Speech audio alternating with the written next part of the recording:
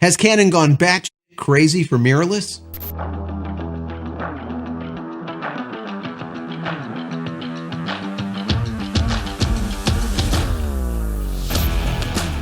Hey everybody, welcome back to the channel. Thank you so much for once again joining me for tea time. Today I have a little bit of stormy weather. Why? Because I'm sick. I've been sick for the last couple of days. I had the whole family over for the holiday and yeah, someone was sick. And of course I had to get sick.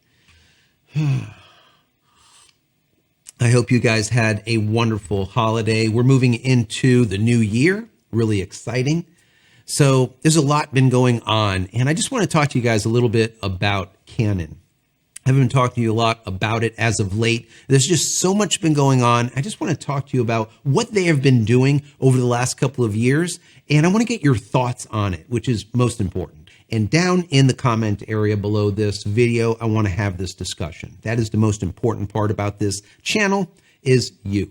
Before I get into this topic, I want to say that if you haven't downloaded any of my ebooks as of yet, go check them out. Go over to JCristina.com/books. Once again, JCristina.com/books. Also, if you guys are looking for a VPN, the VPN that I'm currently using is Pure VPN. Go check that out. If you have an ISP like I have, which is Starlink, that doesn't provide you with a static IP address or port forwarding, PureVPN will solve that problem for you, as well as your business and personal privacy. Down in the pinned comment, as well as the description, I have a link. That link will give you a major discount. Check that out if you're looking for a VPN. So let's get right into Canon. And like I said before, I do believe that Canon has gone batshit crazy over mirrorless, because it's almost like the monster that is laying dormant for a long period of time, and then you like prod it and prod it and prod. All of a sudden it wakes up and you're like, oh my God, maybe I shouldn't have woke it up.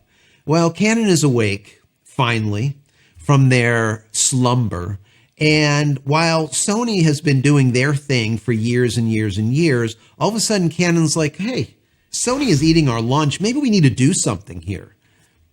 Well, that's basically what has happened. And they just have gone nuts. There's so many cameras and lenses that have come out in the last couple of years. And I want to tell you which ones are out there currently and which ones are coming soon. And then I want to get a couple of questions answered from you. And I think it's kind of important. So as of right now, we see that Canon came out with the EOS RP, right? That's like that base model. And that was sitting at about 26.2 megapixels, right around there. But it's full frame, okay? Very cheap. And then they came out with the EOS R, which is a nice camera. Also full frame, that's about 30.3 megapixels. Once again, full frame. They also have the EOS R3, full frame also, but this is a big full body camera, also full frame. And that sits at about 24 megapixels, 24.1, I believe. And that was originally thought to be their professional camera. Well, it is, but there is a flagship that will be coming out very soon or soon enough. And I'll talk about that in just a moment. Then, of course, you had the Canon EOS R5. And that was like the replacement, of course, as like a 5D. And it really did quite well. And then they moved into a 5C. And people were like, why in the hell would you make a Canon EOS R5C? What the heck is the purpose? And I remember when I did an entire piece on this, I said, C stands for cinema. I guarantee you this is going to be like a bridge camera that will bring people from photo into video and bring them into their C series, right? Which is their cinema series of cameras. And that's exactly what this camera is. It's kind of like that crossover. It is awesome, especially if you want to do any type of video. It does a really good job at it. And we can't forget, while the R5 and the R5C are full frame cameras, they are 45 megapixel. So it is a massive sensor, especially for the cinema side of things with the R5C. Now, after that, we saw they created a EOS R6. Once again, it is full frame, but they backed that all the way down to 20 megapixels. Kind of interesting that they did that. After that, a lot of us professionals said, you know, is Canon going to come up with a R series that is going to be an APS-C sensor, a smaller sensor?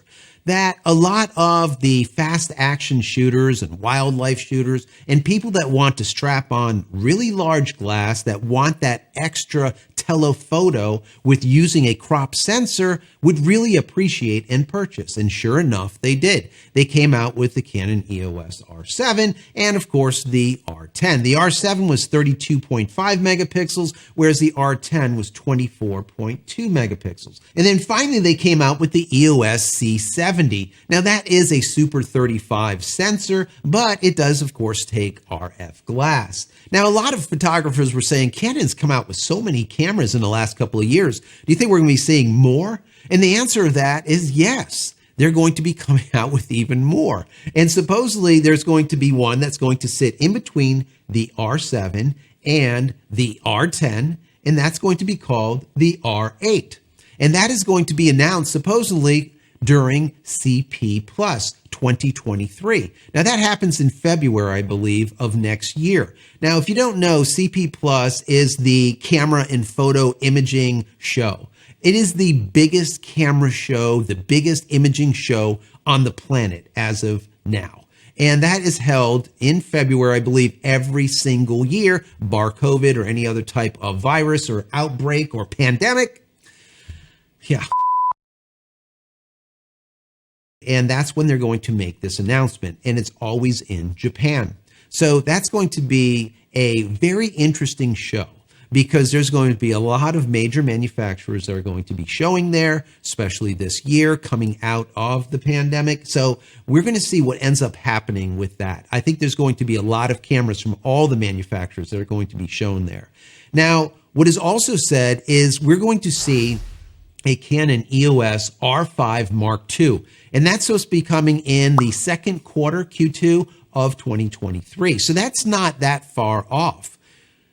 The R5 is a major success for Canon, and to see a Mark II coming out this soon, I think is amazing. But that just shows how Canon is just putting out these cameras at a breakneck speed. What we also can predict is a Canon EOS R50. That's going to be coming out in Q1 of 2023, and I think that's pretty much solidified as of now. The one camera that a lot of professional Canon shooters have been waiting for is their flagship. And that is something that I've been waiting for a while, to replace a few of my cameras over there, the 1Ds. And it is, of course, the R1. We originally thought that the Canon EOS R1 would be coming out right around the beginning to mid 2023. Well, there's some inside sources that are saying that the R1 will not come out to the beginning of 2024. Now, that's kind of upsetting for a lot of us, like myself, that would like to replace a 1D. But you know what? I'm okay with it, because I really want something that is fantastic. Kind of like what Nikon did with their Z9, right? Their flagship. I think they knocked that out of the park. They did a really exceptional job, and I expect the same from Canon when it comes to their flagship, their EOS R1. So we will see what ends up happening with that. So my question to you guys is this. Is Canon's breakneck speed of putting out a ton of cameras just too little too late? And the reason I say that is, do you think that Sony possibly damaged Canon's brand to a point where it'll be very difficult for Canon to come back? Because we know that a ton of Canon folks, as well as Nikon folks, moved over to Sony during that period of time when Sony put out their full-frame mirrorless camera, and there was no response from the other two major manufacturers, Canon and Nikon. Do you think that that is the case, or do you think that Canon has come back or will come back with all of these cameras and lenses, I should say? I should bring up lenses because as of today, as of making this video, I think Canon has just under 40 mirrorless lenses available. If you go over to their website, that is a ton of lenses in a short period of time, plus all of the third-party lenses that are available. Another question is, were you one of the photographers that switched from Canon to Sony during that period of time where Canon did not create a mirrorless full-frame camera and you were looking for one? Were you one of those photographers that made the switch? Now, remember, I was the guy that recommended the Sony A7 Mark II for a year or two straight, right? Literally from the beginning when it was introduced. I said, this camera for, at the time, it was $1,999. I said that camera was the best bang for the buck, period. And if you were a new photographer, you should look into that camera. And I'm a Canon shooter, but once again, if you don't know it, this channel is 100% unbiased. I call it as I see it. I'm a Canon shooter, but the camera that I'm using right now is a Sony. Okay, so it doesn't really make a difference to me what camera you use or which one I use. I'll use whatever camera is the best for the job. And for this job, the Sony works out great. So that's what I use, even though I have, God, probably about a dozen Canon cameras over there and a ton of lenses. This just works out well. So until Canon started coming out with their EOS R system, I really wasn't recommending anything besides the Sony A7 Mark II and then finally a Mark III, because it really was a fantastic bang for your buck. You're getting a lot for your money. Now, another question would be, are you a photographer that went straight to Sony and skipped Canon or Nikon or Panasonic or anyone else because they had a full frame mirrorless system and no one else did at the time? Were you one of those photographers? Or are you a Sony customer that has now switched over to Canon because Canon has so many options, both full frame mirrorless as well as APS-C mirrorless?